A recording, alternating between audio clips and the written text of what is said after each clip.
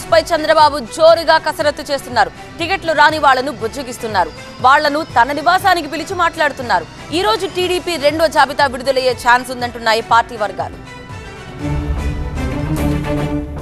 TDP అభ్యర్థుల రెండో జాబితాను విడుదల చేయడానికి చంద్రబాబు కసరత్తులు చేస్తున్నారు. పలు నియోజకవర్గాల నేతలను ఉండవల్లి నివాసానికి పిలిచి మాట్లాడుతున్నారు. మంగళవారం నాడు గోపాలపురం, కొవ్వూరు, వెంకటగిరి నియోజకవర్గాల నేతలతో చంద్రబాబు మాట్లాడారు. తాజాగా మరికొందరు నేతలతో మాట్లాడారు. టిక్కెట్లు రాని నేతలను బాబు బుజ్జగిస్తున్నారు.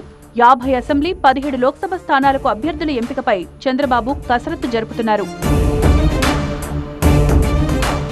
ఇబ్బంది లేని చాలా స్థానాల్లో అభ్యర్థులపై ఇప్పటికే చంద్రబాబు ఒక స్పష్టతకొచ్చారు. అయితే ఈ రెండో జాబితాలో 25 నుంచి 30 అసెంబ్లీ స్థానాలకు అభ్యర్థులను చంద్రబాబు ప్రకటిస్తారని టీడీపీ వర్గాలు చెబుతున్నాయి.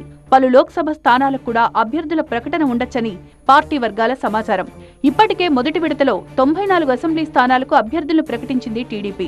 సంతానలేమి సమస్యతో బాధపడుతున్నారా? చింతించకండి. సుమారు 90,000 జంటలకు ఆనందం నింపింది ఓఎస్ఎస్ ఫర్టిలిటీ. ఈ రోజే 7825893600 కి కాల్ చేయండి. సంతానోత్పత్తి చికిత్సపై భారీ డిస్కౌంట్లు పొందండి. గుడ్ న్యూస్ చెప్పండి.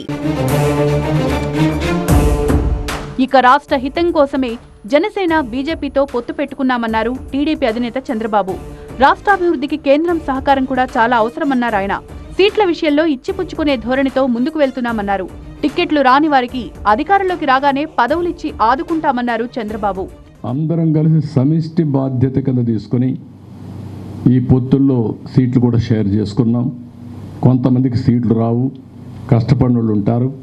అటు కేంద్రం ఉంది, ఇటు రాష్ట్రం ఉంది, అవకాశాలు ఉంటాయి. కానీ అందరి బాధ్యత మాత్రం రాష్ట్రాన్ని కాపాడాలనే ధ్యేయంతో ముందుకు రావాలి.